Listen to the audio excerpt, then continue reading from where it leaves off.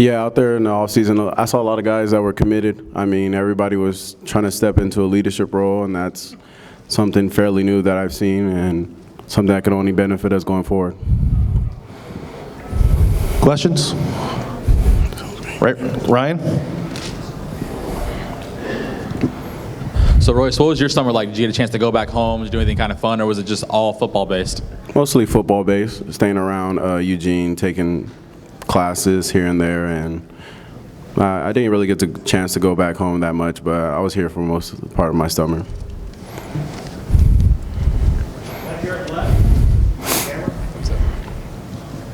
Royce, Travis Tyke with KMTR. I know you're a humble guy. You don't really pay attention to what the media says about you a whole lot, but ESPN ranked you as the 7th best player in college football. Do you kind of feel like you're no longer this under-the-radar back? I mean, that's cool and everything, but we still have a season to play. I mean, I've seen some of the guys on that list, and they're remarkable athletes as well. I mean, any of the people on the list are interchangeable. I mean, it's just everybody's got to fight, and everybody's got the opportunity to be anywhere amongst the top. So, I mean, it's an honor to be on there, but I know that means being in that consideration, I have a lot of work to do still. Royce, this is, I think, your 3rd rodeo, and I was just kind of wondering, between showing up here as a freshman and going through first day of a fall camp and then today, what were some of the differences and what maybe some of the harder lessons that you had to learn to get to where you are today? Could you point out to where you are? Okay, could you repeat the last part of the question? Just what were some of the more challenging things to pick up to get you to the position that you're in now as opposed to when you first walked onto campus? I mean, now it's just a lot of confidence has been instilled in me, and now it's just time for me to pass it down to those younger guys compared to when I first stepped on campus and first fall camp practice. It was a lot of chaos. I mean, but the veteran guys helped me out and helped me get through it. And that's what I'm here for. And now stepping into the veteran leadership role, trying to pass down some knowledge to the younger guys. Little man on the right.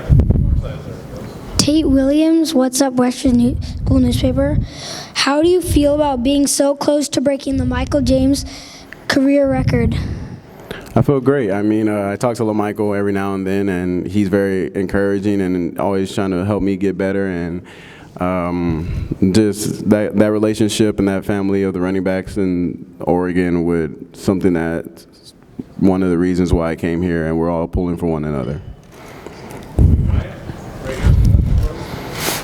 So obviously, you've probably been asked a lot about, last year, TCU, the Alamo Bowl.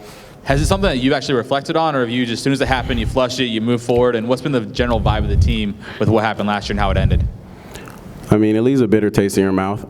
Definitely you try to flush it, but I mean, it's going to appear every now and then. It was on ESPN's top 25 games or something, reflecting on the season. And I mean, it's rough, but it's something you got to build on. And those veteran guys that played in that game got to make it a point to the younger guys that that's never going to happen again.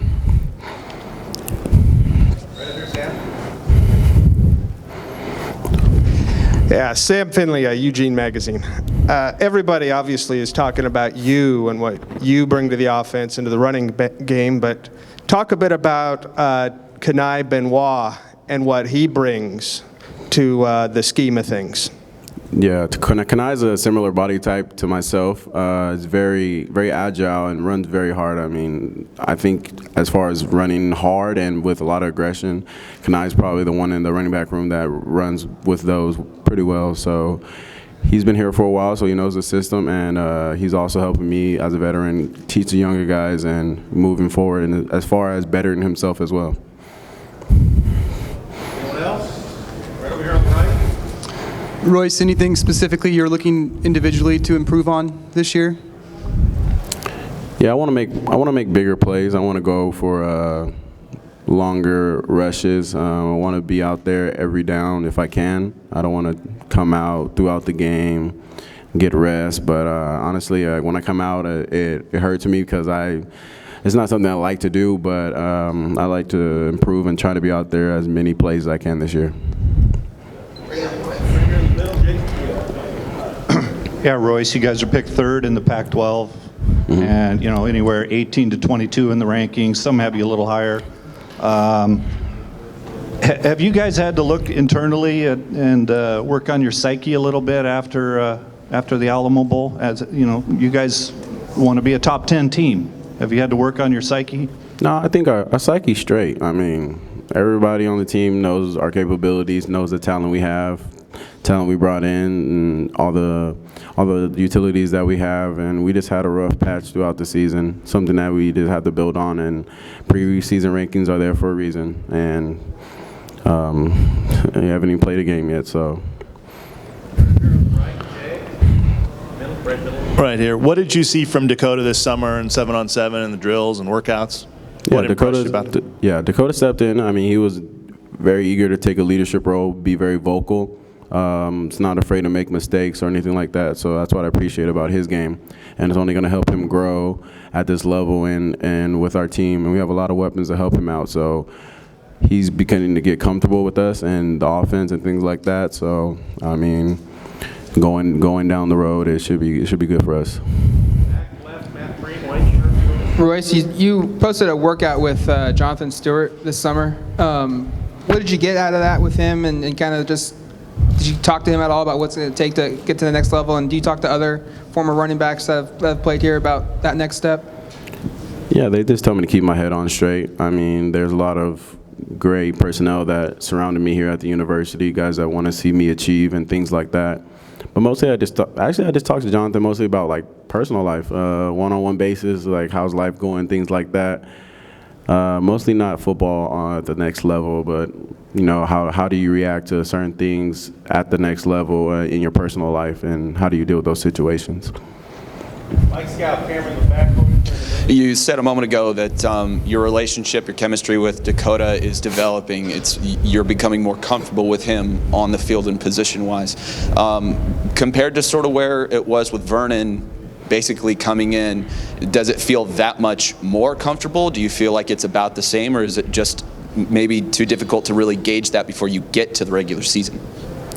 I feel it probably is difficult to gauge until we actually get into battle and we're tested. I mean, they're two different quarterbacks, two different people, personalities. Vernon's very charismatic guy out there, and Dakota is very hardworking as far as like just straight and narrow-minded. But I mean, he has fun too. So I mean, both guys are great quarterbacks, and I mean, just have to be tested in battle, and we'll see.